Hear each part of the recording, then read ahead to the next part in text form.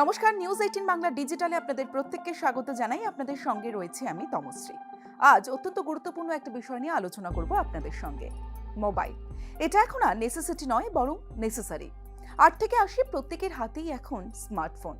আমরা এক মুহূর্ত বাঁচতে পারি না ফোন ছাড়া। প্রয়োজনে হোক বা অপ্রয়োজনে হোক, মোবাইল আমরা কেউই হাতছাড়া করতে চাই না। সকালবেলা ঘুম থেকে ওঠা থেকে শুরু করে রাতে ঘুমোতে যাওয়ার আগে পর্যন্ত মোবাইল এখন মানুষের প্রিয় সঙ্গী।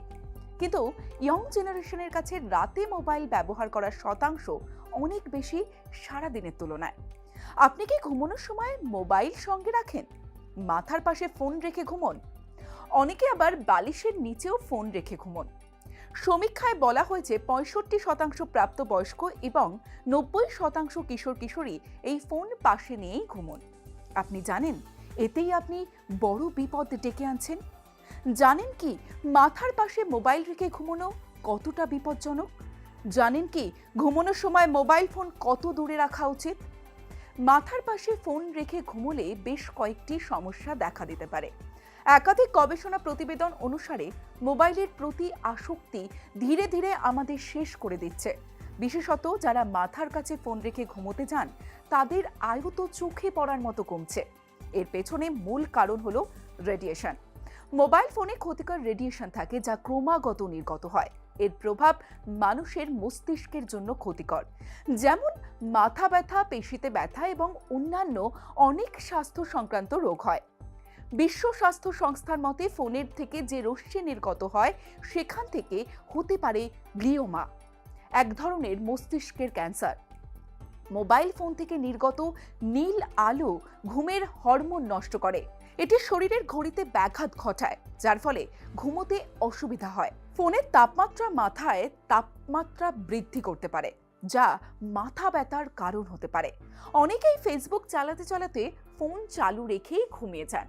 আবার অনেকেই ঘুমানোর আগে দীর্ঘ সময় মেইল ব্যবহার করেন বা গেম খেলেন। বিশেষজ্ঞরা বলছেন এ ধরনের অভ্যেস ঘুমানোর জন্য মোটেও ভালো নয়। এতে মানসিক চাপ বাড়তে থাকে।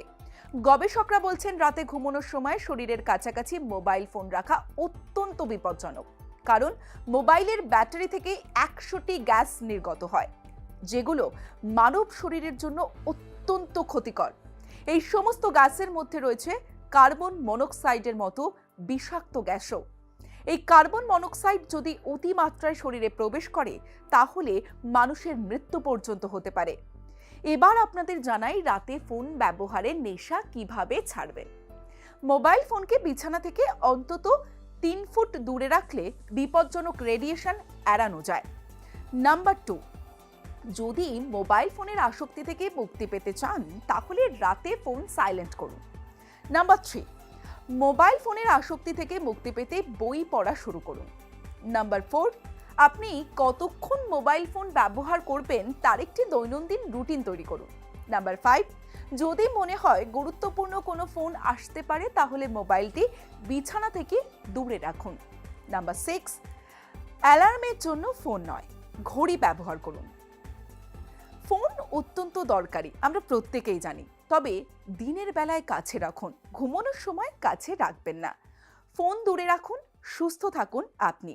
আরো অনেক তথ্য পেতে অবশ্যই দেখতে থাকুন নিউজ 18 বাংলা।